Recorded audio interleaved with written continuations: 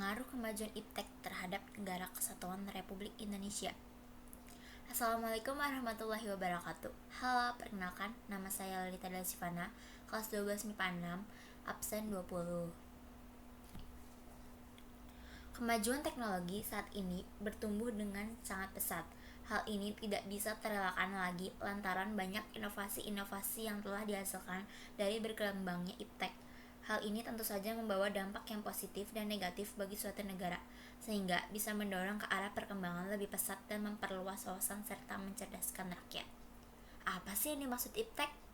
Iptek adalah akronim dari Ilmu Pengetahuan dan Teknologi. Iptek sendiri adalah sumber informasi yang mampu menambah wawasan dan kemampuan di bidang teknologi, di mana kemajuan iptek yang telah dicapai saat ini memberikan kemudahan dan kenyamanan bagi kehidupan manusia. Di sini dibagi dua, yaitu A. Mengidentifikasi pengaruh kemajuan iptek terhadap Negara Kesatuan Republik Indonesia. Yang B. Membangun sikap selektif dalam menghadapi berbagai pengaruh kemajuan iptek. A. Mengidentifikasi pengaruh kemajuan iptek terhadap Negara Kesatuan Republik Indonesia.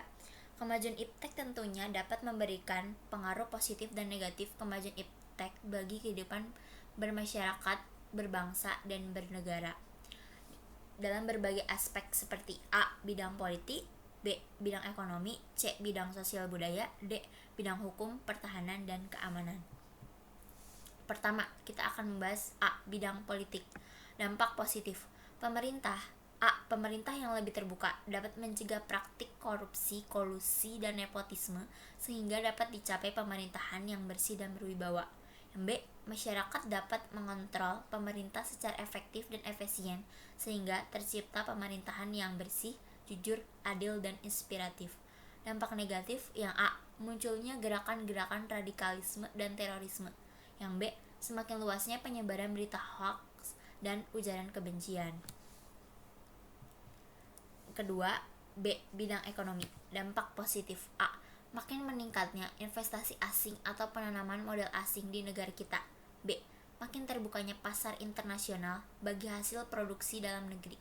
C. Meningkatkan kesempatan kerja dan devisa negara. D. Meningkatkan kemakmuran rakyat. Yang E. Menyediakan dana tambahan untuk pembangunan ekonomi. Dampak negatif. Indonesia akan dibanjiri oleh barang-barang produksi luar negeri seiring dengan adanya perdagangan bebas yang tak mengenal batas-batas negara. Yang B. Cepat atau lambat perekonomian negara kita akan dikuasai oleh pihak asing. Yang C. Timbulnya kesenjangan sosial yang tajam sebagai akibat perdagangan bebas. D. Sektor-sektor ekonomi rakyat yang diberikan subsidi semakin berkurang. C. Bidang sosial budaya. Dampak positif. A. Informasi dari berbagai belahan dunia semakin mudah didapat. B. Mencontohnya atau belajar banyak dari tata nilai sosial budaya negara lain, cara hidup, pola berpikir yang baik, maupun ilmu pengetahuan dan teknologi dari bangsa lain yang telah maju untuk kemajuan dan kesejahteraan kita. Dampak negatifnya. A. Munculnya gaya hidup konsumtif dan selalu mengonsumsi barang-barang dari luar negeri. B. Munculnya sifat hedonisme, yaitu kenikmatan pribadi dianggap sebagai suatu nilai hidup tertinggi.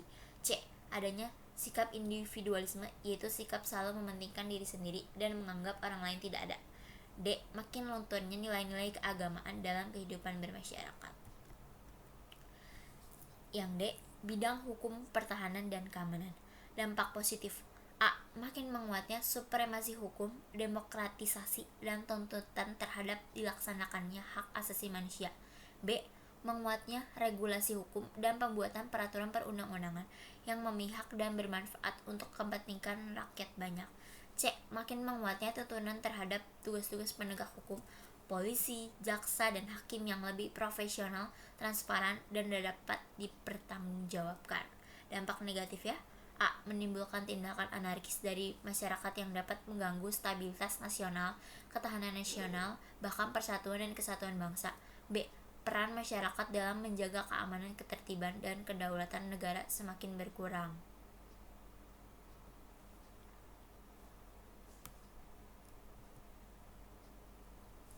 B. Membangun sikap selektif dalam berbagai pengaruh kemajuan iptek. Dibagi dua ya. A. sikap tanggung jawab dalam pengembangan iptek. B. Sikap selektif terhadap pengaruh kemajuan iptek. A.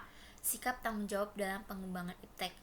Manusia di dalam mengembangkan dan menerapkan iptek sudah selayaknya disertai etika dan rasa tanggung jawab. Etika dalam hal ini menyangkut etika sosial kemanusiaan atau etika moral. Seseorang harus sadar bahwa iptek yang dipergunakan itu dapat dipertanggungjawabkan kebenarannya. Rasa tanggung jawab juga semata-mata demi kemaslahatan orang banyak.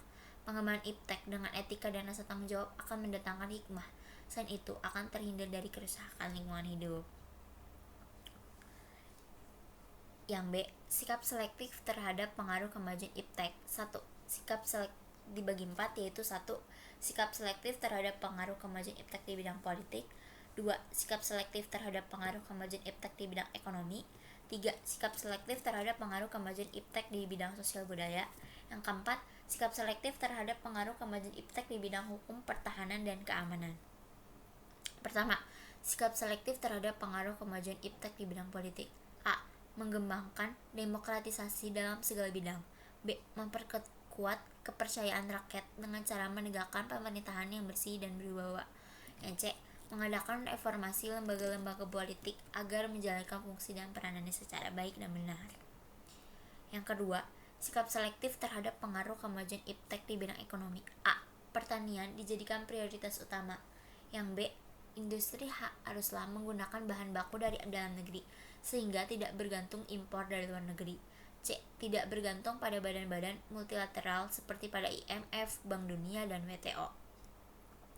Yang ketiga, sikap selektif terhadap pengaruh kemajuan iptek di bidang sosial budaya. A. Terbuka terhadap inovasi dan perubahan. B. Dapat memanfaatkan kegunaan iptek. C. Berorientasi pada masa depan daripada masa lampau. Yang keempat, sikap selektif terhadap pengaruh kemajuan iptek di bidang hukum, pertahanan, dan keamanan. A. Menegakkan supremasi hukum agar tidak terjadi diskriminasi. B. Membentuk pertahanan internasional atau perjanjian internasional demi perdamaian dunia. Yang C. Menjalin kerjasama dengan berbagai negara dalam pengadaan senjata-senjata canggih untuk lebih meningkatkan sistem pertahanan dan keamanan negara kita. Sekian presentasi dari saya, kurang lebihnya mohon maaf. Wassalamualaikum warahmatullahi wabarakatuh.